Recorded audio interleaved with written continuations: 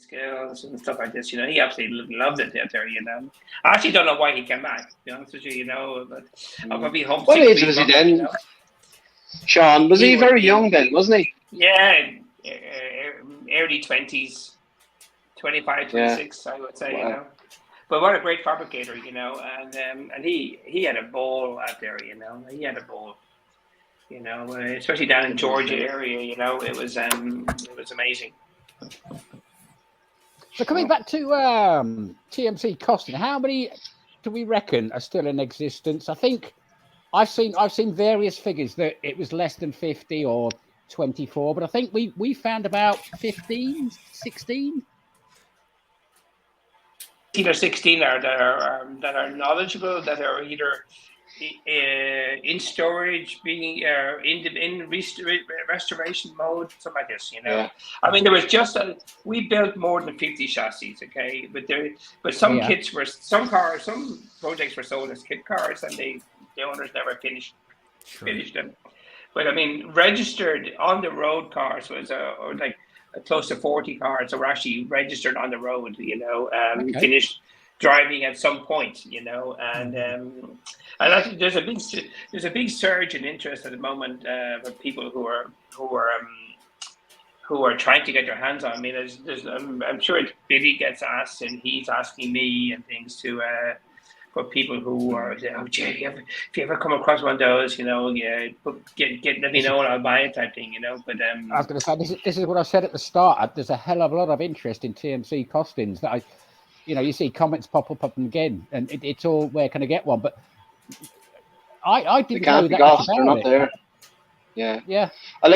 For me as an enthusiast, and you are an enthusiast, supreme.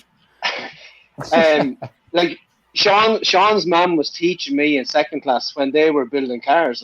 So I was only 10 years of age, and I love cars, toy cars, obviously. But I was there, and I asked her about them that then. She said, "Yeah, they're building cars," and that's as much as she told me at the time. And I only saw one then. Probably it could have been a year later, because it wouldn't have been down around the village to see them or anything. You wouldn't see them that often. And they always thought I'd love one. And then I saw one at Crosstown filling station. It was the main service petrol station, and I was blown away. I was in the car with my mum coming home, and I saw it, and I hadn't seen the sports car in early 80s in real life, and I just fell in love with it. And then I just, as you do, you grow up and you get on with life and all. And I always thought, and especially that you mentioned Cork and your family from Cork and all, but me as a family man, then, as I was driving to Cork, to Killarney on my holidays, let's say, right, with my caravan and the usual stuff, I always wondered where did the Murphy's Irish Stout car end up down in Cork, because that's where it was brewed. Murphy's Irish Stout were from Cork, and I said, wouldn't it be amazing to find it? And wow, lo and behold, I found a Costin about 14 years ago. Yeah, about 12 or 13 years ago, but I couldn't afford it at the time. It was in bits, and I offered everything bar enough money, and this guy was selling it for a friend. But anyway, I lost contact with him, and I just kind of gave up. And not till a friend of ours then, that Michael, he bought one in 2020, and it reignited me. I literally buried it and just got into Volkswagens, because I knew I thought I'd never ever get one. Never get a Costin, Yeah, and for the way you watch Indiana Jones, you think the Temple of Doom, finding that treasure, you know what I mean? You drive around. I would have been driving around delivering stuff. Sounds like a restoration. No, but you know what I mean. Finding that ultimate treasure, as an enthusiast, right? Yeah, and especially like a barn find that nobody knows what they've got. Yeah. Offering 500 quid. I'll pick it up now. Yeah. If only it was that. But to find then a car that was built in your village, right? And lo and behold, it was the guy who wanted the Murphy's Irish Stout car had my car. He had found it on the internet 3 years before that. But the guy that had it before him had it for 8 years. So it hasn't seen the road in probably 20 odd years. It was in England for 10 years. And then it was brought back here. This is a perfect segue. Why don't we turn your camera around and show us your bits in your shed? I was going to say as well. One thing I have seen on one of the write-ups on TMC Costin was the size of the boot, but there was there was also an option to put a tub in the back, so you could actually have two rear-facing seats for the kids. children. Yeah. Oh, I have never seen any pictures of that yet. I can't find any, but that was, I mean, for young kids, that must have been an absolute blast. I never seen it. How about you, Sean? No, there's never been a picture with kids in it, but I have carried a passenger in the boot on many occasions. I was dating this lady from Dublin, and whenever she came down, obviously you have to think back 40 years ago, parents are a bit more strict back then, than they are now. And for my girlfriend to come down and spend the weekend here at my parents' house, she was only allowed to come down if she could take her friends with her, and so then like a chaperone, yeah. Exactly. So three of us into a 2-seater sports car, I tell you this much. We did a lot of traveling, with her and the girl. She was slim and she had no issue, stretching her leg over the back, able to do the tailgate open, getting in. We had cushions in there for her to sit on. Yeah, she was fine. There was no regulations those days about mandatory seatbelts and stuff like this. But we go out to the pub, we go out for dinner, we go out anywhere for a cruise, and she'd be in the boot, because the car. The car that I used. See if I can find some pictures of these two seats in the rear, because I haven't found anything yet. I just read it somewhere on one of the sites. I don't think there's any photos in existence for that, actually. I don't think so. But what I showed Billy not so long ago is that one of the owners used to carry his windsurfer on top of his car. Oh yeah. Well, it had the roll. This is what I liked about the TMC Costin, because it had obviously like a roll hoop, but like a fiberglass bit on the top, which you could just then go straight over onto the windscreen. Ours it's got a roll bar. There is no windscreen. There's nothing. Absolutely just nothing. An aero screen. But I did like the look and the shape of the Costin. Well, and the rear boot. We've got no boot on ours. That windscreen was, specially made for the car. Like we made this shit, then we had the glass made afterwards. So it was like that obviously increased our costs and things. But like my son now is just 21 and he's a young engineer, and we were in Silverstone in the first week of November doing a track day with a company that I did some work with, and the Crate gearboxes, and they were showcasing this new sequential, 6-speed sequential in a Caterham R140, what's called, Yeah. And so my son went for a taxi ride for 3 or 4 laps around Silverstone with the driver, and he was like blown away by the grip and stuff like this, and but he said that he had to keep his right arm tucked in, because the guy was kept banging him, because obviously shifting gears and stuff, and even when they were in a straight ahead position, their shoulders were touching, and I said, we use the Caterham 7 as our target to improve upon, so our chassis is 5 inches wider than a Caterham 7. Wow, so therefore, nice. Therefore the shoulders don't touch, in normal position and stuff like this. We wanted to make it a bit more all-weather with, with seating and doors and stuff like this. They had almost a hard top as well, didn't they? Cars have to have a hard top by regulation, so it would be better for aerodynamics on the track anyway. And open at the back. I think they were open at the back, weren't they? But you could put a screen over the back. We had a glass tailgate, for the back again, especially made for that, and obviously in the racing car we use polycarbonate, for the rear window, and to keep the weight down and stuff like this, But obviously the front screen at the time had to be regulation, had to be laminated, so. But no, getting the laminated done was tricky. Getting triplex to make it there was never 2 windscreens that were exactly the same, just due to the complexity of the double curvature and stuff. I have to say that we had a new jig made about 6-7 years ago, and And that one now, every glass now is the same, I have to say, you know. And the windscreens are being made the windscreens currently are being made in Finland. Is where the jigs have moved to a company in Finland who now make it. If you want glass, that's where they come from in Finland. Wow. And I don't want to say, but there's for sure was never any shortcuts taken, but for sure the car, you know, when you start putting a roll cage into a space trim, you can sort of lose a bit more tubing, you know, when you don't have to have a roll cage. So yeah.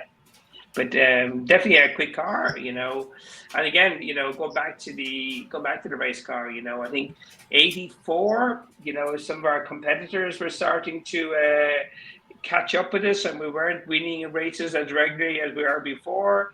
Lap times were coming down overall for the track and stuff, and so we decided. Unfortunately, at this stage, Frank was no longer involved and stuff, but we decided that we needed some aerodynamic wings on the car, you know, and so myself and the fabricator guy who did all the aluminum panel work, we created a front and rear wing for the car. And Frank threw his eye over it. He actually did the cord. He did the cord section for me, and I did the length and everything like this.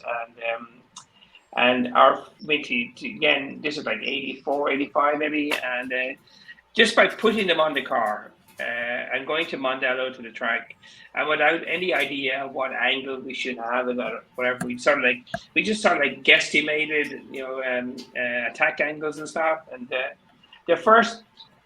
not the first lineup, but in the first run, I think it was a 10-lap run, we went 2 seconds a lap faster. Wow. I was going to say, I saw the front wing on it was John Keeney's car, and it wasn't the first race. I think it's probably one of the second. There's 2 videos I found on YouTube if you just search TMC and John. But yeah, you had a big like front splitter on the front, and then a big wing on the back. Nobody. That was a later. That was probably the third evolution, but the second evolution was just the small winglets on the front and things, and it was just amazing. How nobody was running with them at that time. Nobody was running with wings at that time. Nobody. And so it gave me a huge interest in aerodynamics and stuff, you know. And I then went on to study it and used it in my career in racing, you know, and became quite fond of aero work, you know. But no, but when you can do it something that, then you go out and you prove that it works on the car, and it's a great feeling, you know. And then we went later on. We turned into like a Jaguar Le Mans type style car, you know, with the full side pods. We even had covers over the front and rear wheels, you know, reducing drag and stuff, you know. But it looked amazing, and the sponsors loved it. But you know, we never really. It's only when we did a race in Donington and Newton Park one year, you know, with that car, and we were up against 3.5 liter Jags and stuff like this, you know, and they could catch us and pass us on the straights, but it would take them a lap to catch us, and then we'd pass them again, you know, because our car was nimble and light through all the twisty stuff, you know, and but on sheer power they could just pull away from us. But we beat them on many occasions in UK. I was going to say, just get them in the corners. Yeah, no chance in the corners. Exactly, you know, and. But no, it was you know, again, like I was telling Billy some stories we did with beam axles and stuff like this, you know, that you know, a beam axle is parallel, you know, you had no camber, no toe and stuff and things. But that car had toe and camber for a beam axle, you know, and he was shocked with me, you know, for some little tweaks we could do. That's for sure. We were thinking about and implementing them and how it made a difference, you know, and stuff. Wow. The box, you know, how you can make a little change and how much better it makes, you know. And, So, Billy, what have you got in your garage? I'm going to switch Billy into the picture right now. Billy, show us your shed. Right. Do I? Hold on. That's a big garage. That's bigger than mine. Hold on. I need to turn this around. How do I turn this around? Right, I'll just do it this way. Yeah. Okay. No, sure, that'll do. That'll do it. Yeah. So I'm coming in the door, and I have my car sitting pretty. I bought it in January. was going to say, looking at that, because it's pretty much all fiberglass apart from the alley side panels, wasn't it? Yeah. Yeah. I bought it in January 21. Mhm. And it was a car, but it was underneath. It was a lot of bars were rotten. I'd say I had lived in a yard or something. I wasn't kept inside anyway. I think you So- said you replaced about 50 foot worth Yeah. of tube, haven't you? Yeah. There's the suspension bits I've sprayed today. Was that especially for the show?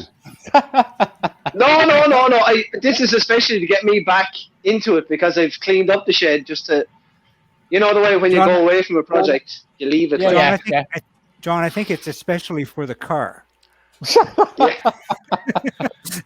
Can I ask you, Billy?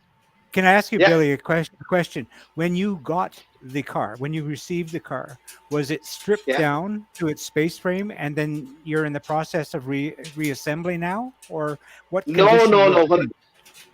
When I bought the car, it was complete. Now, Okay. there was no engine or gearbox in it. So I had to locate them first and foremost. So I bought the engine off Sean, and which was out of a Costin, and I got the gearbox then. What engine and gearbox you going with? Type 9 5-speed gearbox, and the engine then is the 5-speed, CVH. The engine is a CVH. It came out of one of the last Costins made. So that's what they ended. A lot of them ended up with CVH engines. Well, apart from the Ford twin cams as well. But yeah, nice. Yeah, Sean is doing his own project, so I bought his engine and he didn't need it. So it saved me an awful lot of hassle trying to, because I literally, when I bought the car, I loved the idea of having one, but I hadn't a clue about them. I didn't know Sean Thompson. I knew of Sean Thompson.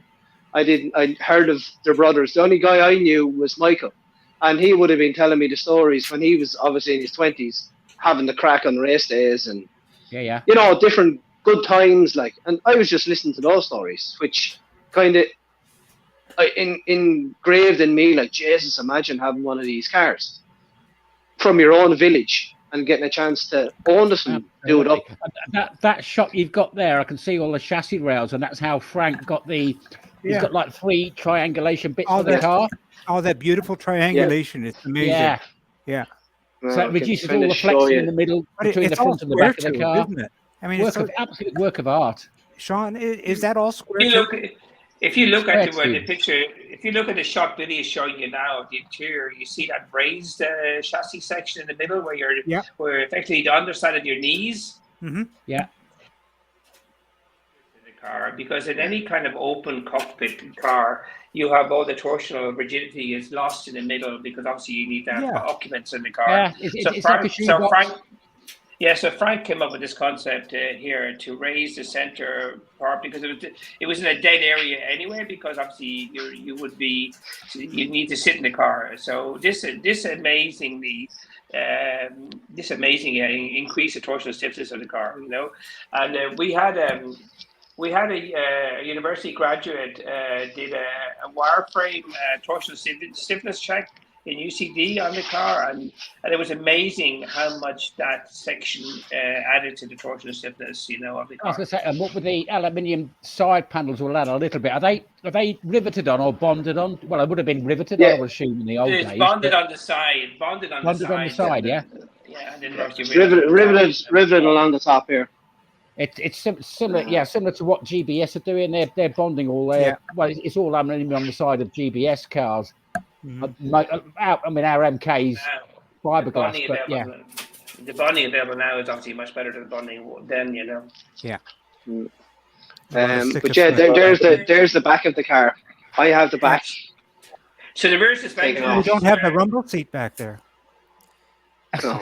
No. I'm gonna see if I can find some pictures on that. I know I read it somewhere. You won't. I know I read it somewhere. I know. John is. I think that was just a sales pitch now, to be honest with you.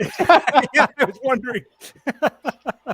But yeah, so that's. I said some of the car is still living up there. but I just stuck the nose cone on it today, all right, just to see what was lining up like and stuff. But It's Yeah. not looking too bad. That's looking all right. Yeah, I was only up at Billy Stag last Monday. First time seeing it because I wanted to see the paneling work because we're all going to use the same guy to do the panel work on the cars that we're doing here ourselves, you know. And I wanted to see a quality of the work, you know, that he did. And Yeah. So I was because I was quite impressed actually with the panel work, you know. The guy did a good job. The panel work stood the test of time. And is that all Ford suspension? Have I got that completely Me, wrong?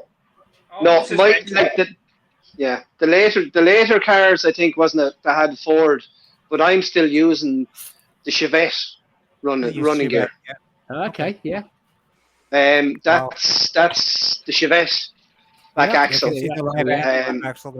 And Mike, as I said, when I bought the car, it had the 13-inch wheels on it. I found a picture, Ireland of the Welcomes. It was a magazine, and I just go as you would have done, probably just search the internet, and I'd always just be messing. Every now and then I go for a look, and I found this, and it was a picture, and the registration of the car was my car, so I was able to zoom in. Its wheels are the wheels that were on the car when I had got it, so I said, "Well, I'm keeping them." Michael and Peter are doing up their car, but they have changed to Ford as far as I know. Isn't that right, Sean? They've changed to the Ford axle and stuff. Yeah. The first 3 or 4 cars had the Vauxhall because of the fact that it was just so difficult to get all the components we needed, and especially we were trying to make everything from one manufacturer if we could, you know. So we decided to go with Ford. But the front knuckles or the front uprights, whatever you want to call them, you know, are still the Vauxhall Chevette one because we liked the kingpin angle on that because they do look quite lightweight, I have to say. The kingpin angle on this upright is 11 degrees, whereas standard for the Ford one at the time, which is on the Cortina, it's only 4 degrees, and we tried it, we didn't like it, you know. So the 11-degree one was really good for our front suspension geometry and steering angles and stuff. So, but we still because again, even back in those days, you know, like there was so much interaction between Ford, Vauxhall, whatever, that they all used the same wheel bearings and stuff, and so that we managed to get the Ford hub onto the Vauxhall upright. Wow. And the only difference is that you can still use the same Vauxhall bearings, if I remember correctly, and then you use the Ford shaft seal for the and that's it. Everything else fitted exactly the same, you know, and it gave us the wheel offset that we wanted, and then it was easier to use Ford calipers, Ford discs, stuff like this. Wow. Everybody wanted to use the Ford wheels, you know, because they're slightly bigger PCD, you know, because getting the 100 mil Vauxhalls was always at that time difficult. Now it's not such an issue anymore, you know. But again, try to keep everything under one manufacturer: Ford clutch cables, Ford throttle cables, Ford engines, Ford carburetors, Ford. And we use a Volkswagen Polo front radiator, and then we made our own bespoke header tanks and stuff like this, you know. But all the wishbones are bespoke, you know, made here, made in house, you know.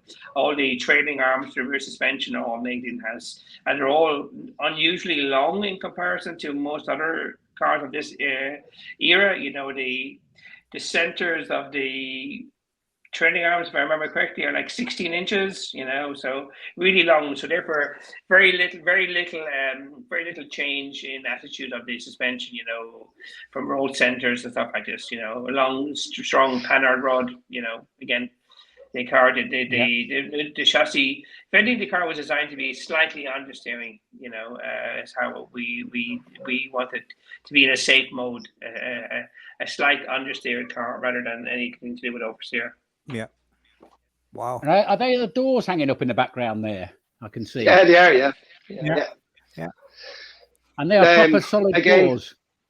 Yeah, proper solid doors. And Peter and Michael's car, my doors were fixed. Were fixed here. I've changed this windscreen, upright, this pillar here, it was again from being outside, it was rotten. So I made it out of heavier box iron going down, and it's bolted inside. So I put in pieces to the box down here. So I'm going to have them. My doors were originally fixed to the car. So Yeah. my plan now is to have them that I can lift them off. So it'll be just like a pin.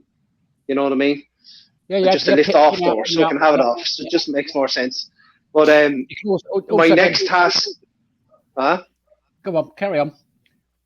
as I said, just trying to get back into the car. Then I said, right, so I have all my bits sprayed now, and I may leave it now for at least a week. It's epoxy paint on it and stuff, so I may leave it for a while. So now I'm going to be going at I have rev nuts all along here, so I'll have to go look for the rev nuts. They're in the paneling before I got the sides on. So I just have to make that good and then get it fixed, get my doors lined up. So I'm just trying to get back at the car. Yeah, as I was going to say, switching the doors as well. If you don't want the doors on, if it's a red hot day, you could also pin some like acrylic wind deflectors if you needed it, just a bit like on the Cobras. Oh yeah. That makes sense. But like as I said, I don't plan on using it in the wet. Yeah. Guys, can I jump in here for just a second? So, you know what I'm going to say, Sean? I have to say thank you so very much to start with for doing this with us, and because it's truly epic, and what a history lesson for us. What a pleasure for us. I got to tell you, and Billy, we can pick up again on certainly on Billy's build and Sean. Yeah, definitely. Yeah, and Billy, I'm going to put you back in the picture because, as I said, part of this is going to be a bit of self-promotion. We want to use your build as a bit of a series if you're up for it, and just tuning in from small 15 second to 15-minute segment, however much you want to give us live, because we want to get in on the live part so that other people in the group can participate as well.